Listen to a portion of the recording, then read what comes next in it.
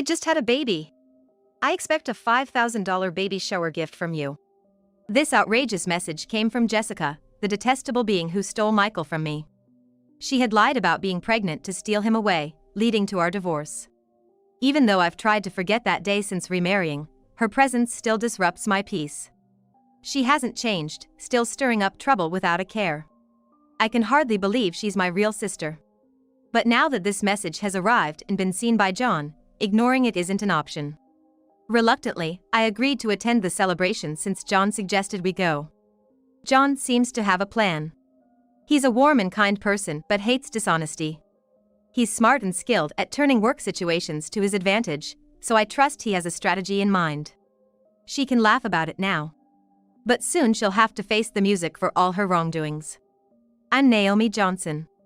I've been working as an office assistant in a local company since I graduated from college. I've been dating someone since my college days. Back then, through our club activities, I met Michael Smith, a medical student at the same university.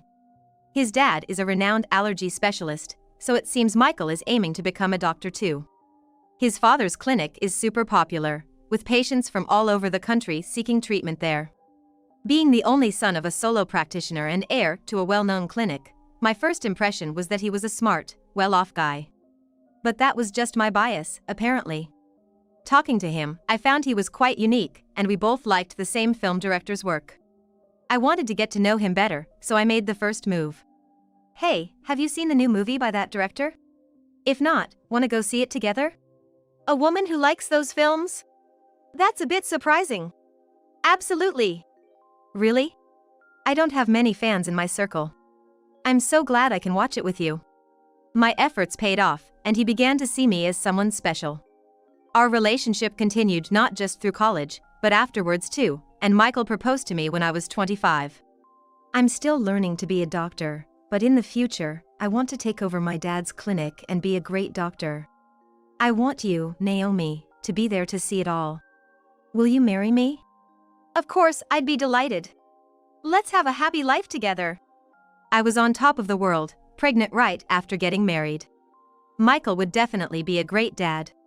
Boy or girl, as long as the baby was healthy, that was all that mattered. Michael was probably just as excited for the birth. But then, my happiness shattered. I suffered from severe morning sickness, constantly battling nausea and feeling unwell.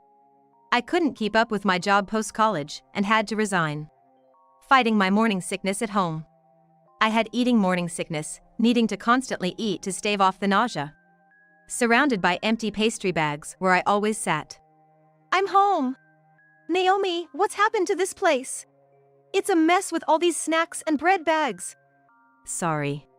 I've been too sick to clean up. You're not working and you've put on so much weight. It's hard without eating. I was always eating because of my morning sickness. Despite being early in my pregnancy, I had gained 22 pounds compared to before. Not doing housework and just eating, you're like a pig who's given up on being ladylike. That's harsh. He laughed mockingly at me. Someone who could barely move during her morning sickness. I couldn't believe he could be so cruel. Was my judgment that off? Maybe, once the baby was born, Michael would return to his kind self. I held on to that faint hope, but it too would soon crumble. One day, my sister Jessica came to visit. Oh, Naomi, you are here. What a mess, though. Sorry for the mess. That's fine. I'm used to this place, like a second home. There she was, my sister Jessica, appearing before a worn-out me, struggling with morning sickness and feeling awful. Jessica occasionally visits our home, but at that moment, I was too unwell to properly entertain her. Hoping a little chat might distract me, I decided to start a conversation. You know, it looks like the baby in my belly is a girl. I keep thinking about dressing up and going shopping together someday. Wow, I didn't know you were thinking about things like that. Does Michael know it's going to be a girl? Yeah, I told Michael right away it's a girl. And you know, I dream of wearing matching outfits with my child. Jessica, you've always been so stylish. I'm counting on your advice when the time comes. Then Jessica turned around, smiling meaningfully. That's right. Michael is still a rookie doctor, but he'll eventually take over the family clinic. Poor Michael, having you as a clinic director's wife. Stop it, Jessica, that's too harsh. You really have a sharp tongue. Jessica is quite sarcastic and sometimes says things that hit hard. As her younger sister, I've gotten used to it over the years. Still, it can be quite tough when I'm feeling unwell. But Jessica quickly returned to her usual smile and waved her hand. Sorry. I just slipped into my usual mode. So, Naomi, anything bothering you lately? Bothering me? Well, Michael's been coming home late lately. He's a doctor, so it's unavoidable, but he seems to be at the hospital all the time, even on weekends. We hardly have time to talk these days. I see.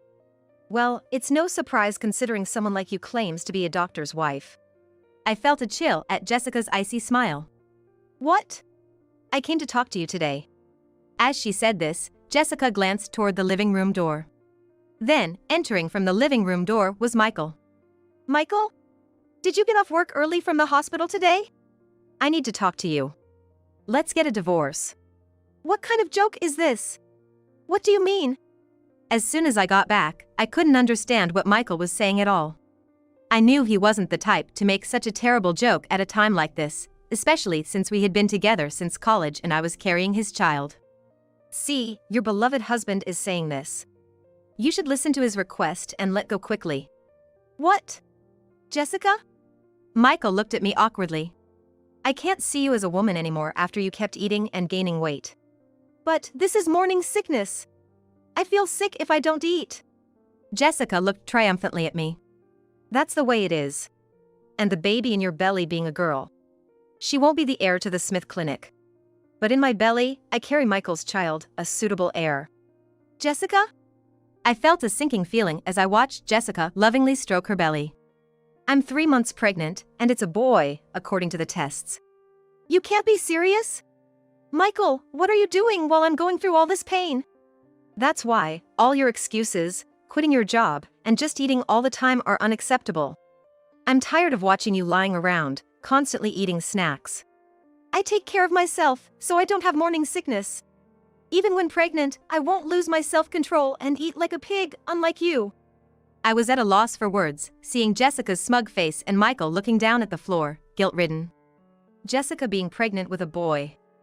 I didn't know. But as an heir, I want a son. I prefer a beautiful wife like Jessica over a woman who keeps gaining weight without restraint. That's just.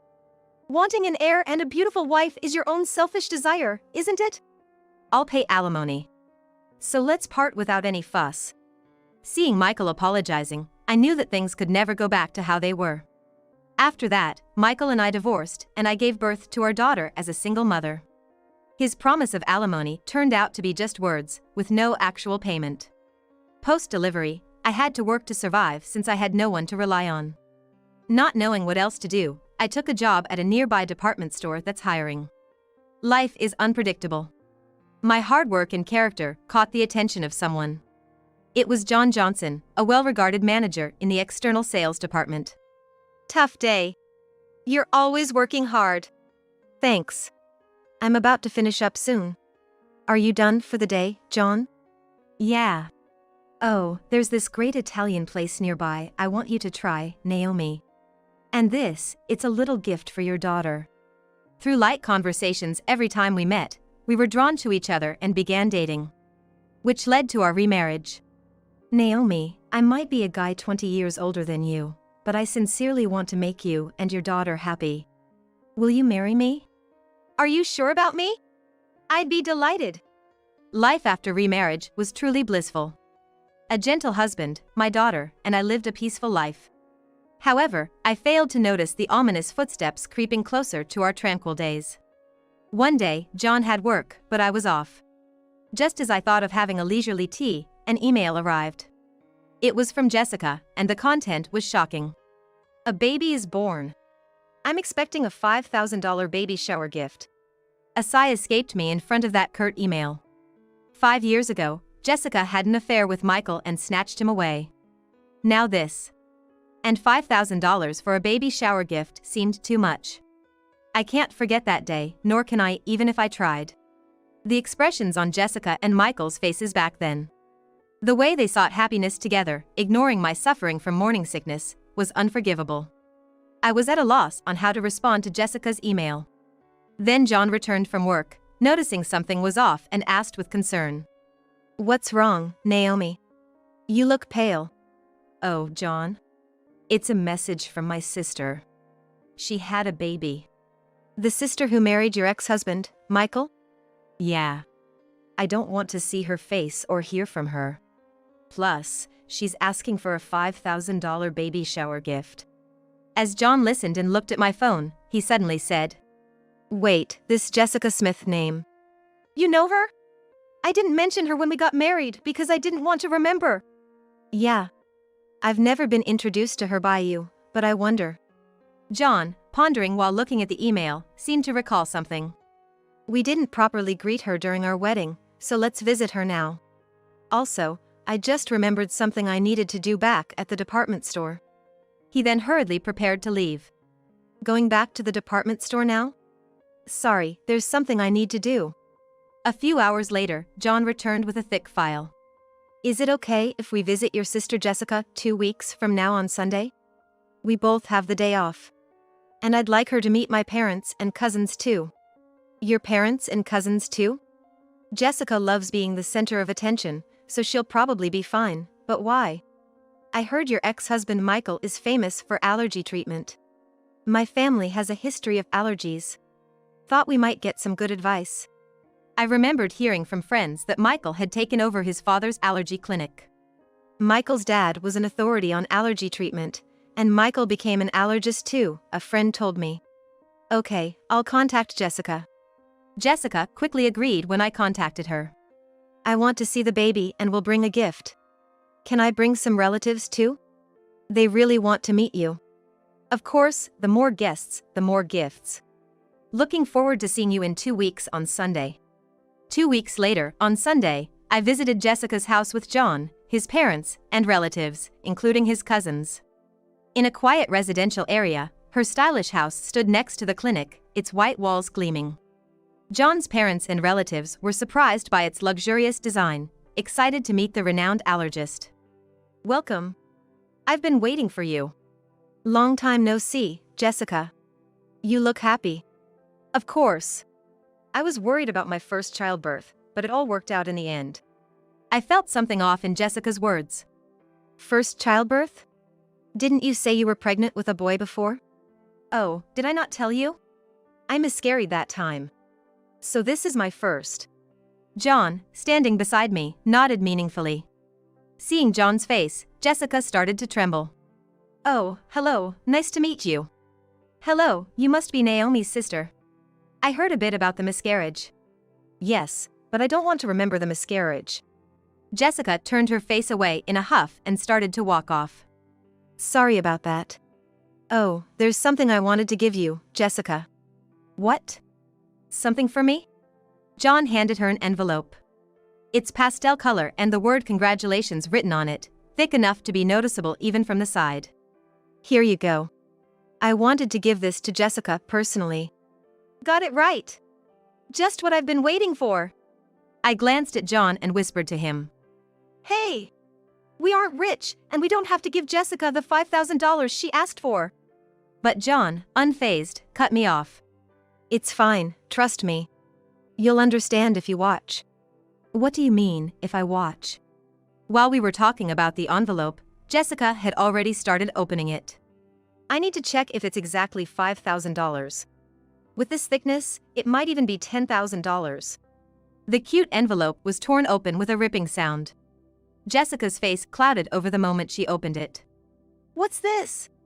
John stepped forward with a salesperson's smile to explain. "Mrs. Jessica Smith, this is a detailed statement of your purchases at the department store over the past 5 years. You said to put it on my tab, and this is the amount you've accumulated to date." "What are you talking about? I don't know anything about this." The statement Jessica held listed names of luxury watches and brand bags. Seeing the 5-digit figure in the amount column, I was in disbelief. Indeed, Mr. Michael Smith himself and his parents are valued customers with an external sales card contract. However, with such a high amount, we needed to confirm, just to be sure. "My husband is the famous allergist Michael Smith."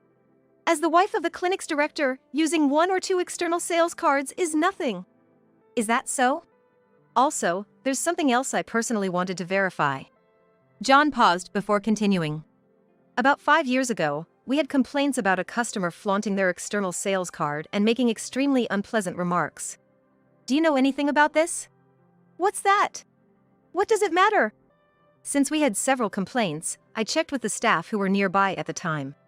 The content of the conversation was so terrible that the staff remembered it clearly. Glancing sideways, I saw Jessica's expression harden. The staff said the conversation was about stealing someone's husband, who happens to be her brother-in-law. Could it be? Yes, that's right. And she bragged about using a fake pregnancy to break them up. Laughing loudly, she talked about how she lied about miscarrying, like it was some kind of heroic tale. That's when I realized. That time, Jessica's claim of being pregnant with a boy, the heir, was all a lie to snatch Michael. Of course, there was no pregnancy, so no morning sickness or changes in her body shape. What? Are you saying that story was about me? Matching the complaints with the external sales card, your name, Jessica Smith, came up. I can't believe this. You are marrying into a doctor's family, becoming the clinic director's wife. I couldn't stand it. I had to do whatever it took to tell Michael that I was the right one for him. I was overwhelmed with disbelief. That Michael had fallen for Jessica's scheme, and she had lied to marry him. While I was stunned, the door opened. What's this all about? Explain yourself, Jessica. Since when have you been here? From the beginning. I came back to get something I forgot and found the external sales card statement, and now I hear the pregnancy 5 years ago was all a lie. You trapped me. Michael shouted, and Jessica began to laugh. So what? You got a beautiful wife, and we have a child now, so it's fine, right? Don't joke with me. I can't live with a liar like you. Let's get a divorce. You can't be serious? What about our child? Don't you feel sorry for them? Pushing her away, Michael glared at Jessica with a furious expression. I can't live with a liar and reckless spender like you. It's not good for the child either. We're getting a divorce. I'm taking custody. Are you kidding me? Do you have any idea what I went through to give birth to this child? This child needs to become a doctor in the future to support us. You're just thinking about yourself. There's no point in talking about this now. Let's handle the rest through a lawyer. The relatives who came along, hoping to get some effective medicine from the famous allergist, were frozen in shock at this chaotic scene. I was so embarrassed to admit that she was my sister. Afterward, Michael got a good lawyer specializing in divorce and successfully got divorced and won custody. Meanwhile, Jessica, who had been shopping to her heart's content on credit using the external sales card during her marriage, was now being chased for repayments. Hey, if your husband hadn't brought that statement, I'd still be the clinic director's wife. I'm being hounded for repayments now. Help your sister out in a pinch, will you? Why should I? You brought this on yourself, didn't you? And you should pay for your own shopping. Unexpectedly, I got a message from Michael via social media. Hey, can we start over? If Jessica hadn't lied about having a boy 5 years ago, we would have been fine as a couple. I want to see our daughter, too. I haven't forgotten how you left me suffering with morning sickness and mocked me, then cheated on me. After 5 years of no contact, the last thing I wanted was to see his face again. Michael seemed to be struggling to keep the clinic he inherited from his father running, but you can't stop gossip. Due to the infidelity rumors, patients stopped coming. The Smith Clinic, which Michael inherited, had a 1-star rating and unbelievable bad reviews on a hospital review site. It seemed only a matter of time before he would have to close the clinic he was so fixated on inheriting. Ironically, he was so obsessed with having a male heir. My husband, daughter, and I continue to live happily as a family. Naomi, are you ready? Shall we head out soon? Yes. I was just remembering how delicious the spaghetti you brought me from that restaurant was. Back when I was a single mother, John used to order from a restaurant for takeout as a way to approach me. Back then, my daughter was small, and since we weren't dating, we never ate at the restaurant, just as colleagues. You had just gotten divorced and were having a hard time, right? I thought even a little bit of delicious food could bring you happiness. It was your kindness that drew me to you. The dish that brought us together. Back then, it was just my daughter and me eating takeout, but now it's different. I'm happy that we can eat together as a family. Who would have thought that a day like this, going out with you and our daughter, would come?